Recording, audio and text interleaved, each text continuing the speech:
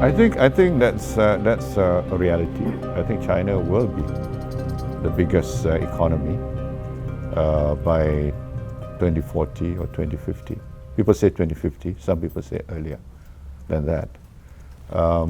At the rate they are going, you see, I see when I was in China, which is interesting. This is almost an irony that a single party system in China can do two things, can engender good leadership, because they believe in the principle of meritocracy, but within the party itself. So in other words, you have to prove yourself every step of the way. It's not like the North Korea model, you see, but like if you trace Xi Jinping's history, he started a deputy mayor, governor, all that. And every step of the way you're tested. So they're able to pick, the best of the lot, so to speak, to become future leaders. Number two, which is very interesting, is how could they have engendered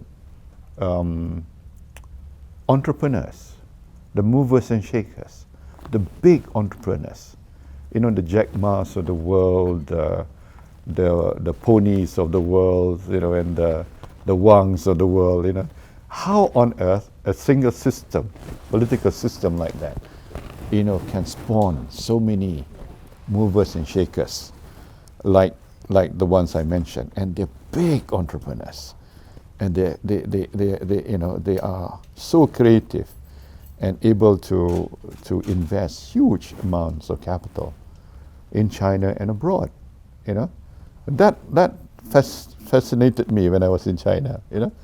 I could see this is something which defies the kind of Western thinking that you got to have the kind of Western democracy. You must allow for individualism. You must not have too much control. You must have more freedom. Only then you can create innovation. Only then you can spawn off creativity. But the results say otherwise.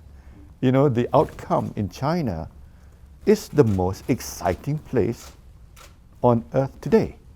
And this is the place that the happenings, if you like, in business terms, economic terms, is China. And nowhere else. Nowhere else can compare with what I saw in China.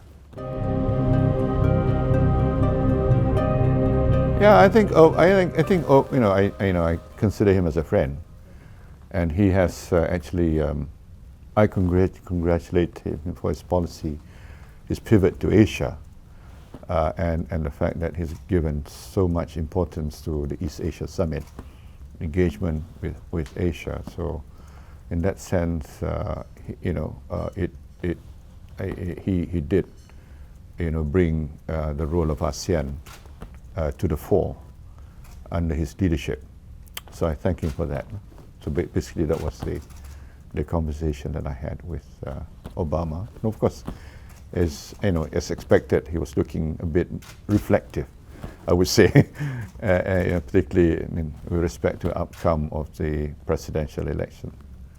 Also had a good conversation with President Xi as well, which was unfortunately not recorded, but and he was on the back of the hugely successful trip to China, which I think was very, very timely, because we see in a slowing down of the world economy, there's fresh investment from China into Malaysia, which is what we need actually. You and President Xi seems to have hit off so well. Is there any is it the history, or is it something more personal, or your personalities? I don't know. I think the Chinese have got this elephant memory, because they always. I think I have this big advantage for being Razak's son, and they've never forgotten to Razak's bold initiative, despite internal opposition, to establish diplomatic relations with China in 1974. But I've also, worked very well, and China considers me as a trusted friend, you see. And we know that the Chinese culture, the Chinese mindset. It's important when you deal with leaders to understand the culture, the mindset, that they have, and we must know how, to adapt to any sort of given situation, without, of course, sacrificing the basic principles. Like we engage with China, we're very close to China, but we've not given up sovereignty. That's important.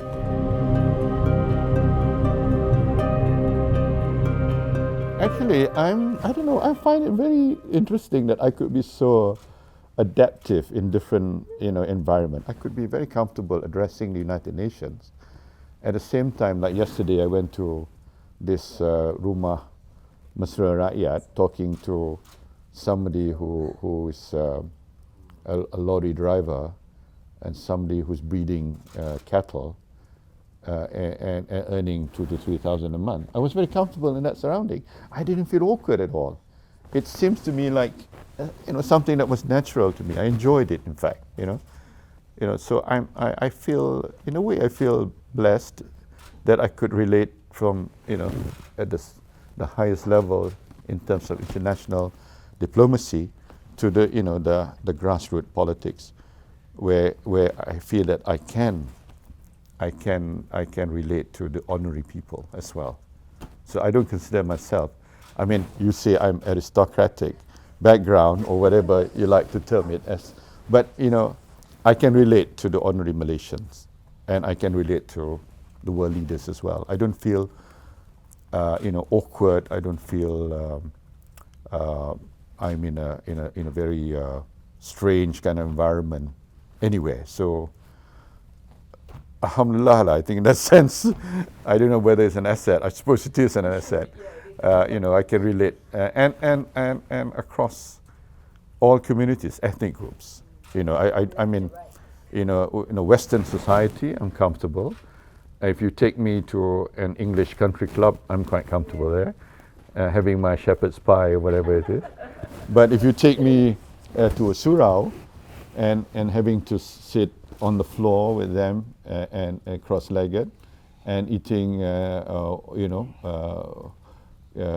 nasi, what do you call, curry, kawah, they call it. I'm comfortable in that sort of surrounding as well, and I enjoy it. It's not something that is contrived.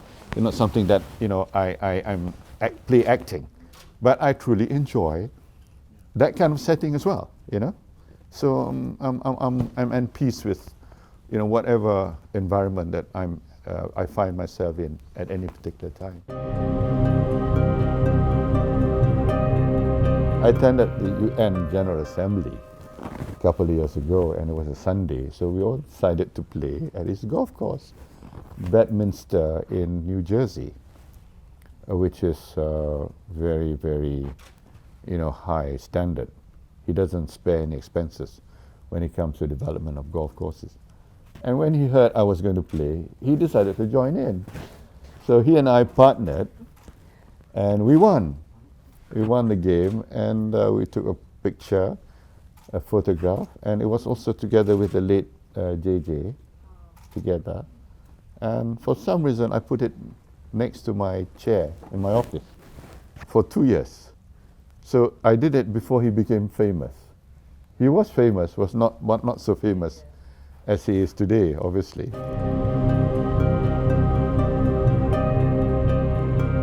Well, yeah, I mean, ideally, but I think today's economic situation is going to be a challenge, because we don't see the world economy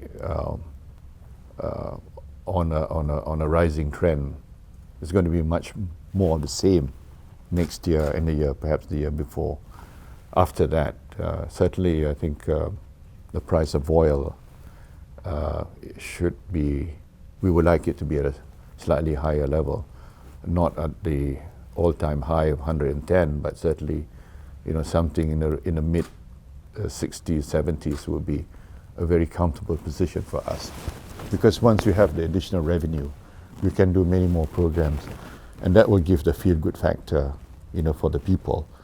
But we're trying to create more opportunities for example, when I bring investment from China, the East Coast Rail and all that, we try to maximize the local content, opportunities, for small contractors to participate and try to generate more economic activities, particularly at the grassroots level.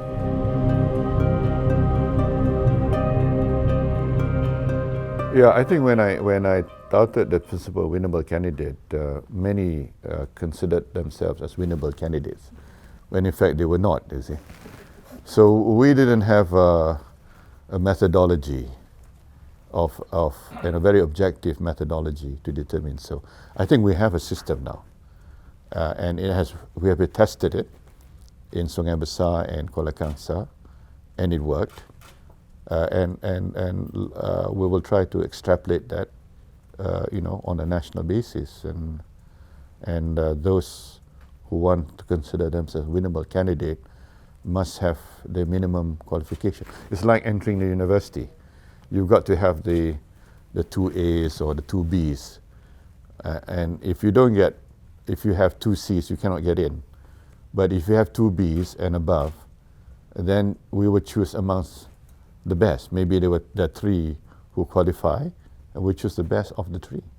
But if you don't meet the minimum criteria or the minimum benchmark, you will not even be considered, period, So that in a way makes it easier for me as a president of the party, that these people have already been disqualified because they didn't pass.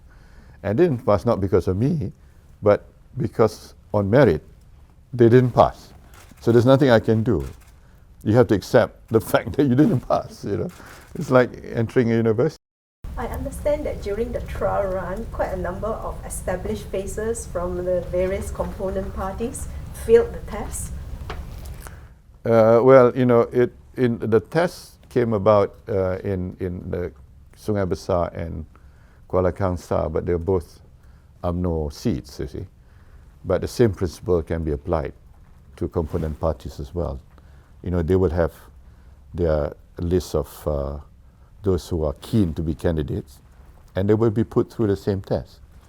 And we will see the outcome. And as I said, this is a methodology that has been tested empirically. It's worked twice. It also worked in the context of Sarawak. Our prediction was pretty close. Hopefully it will work when it comes to the big day.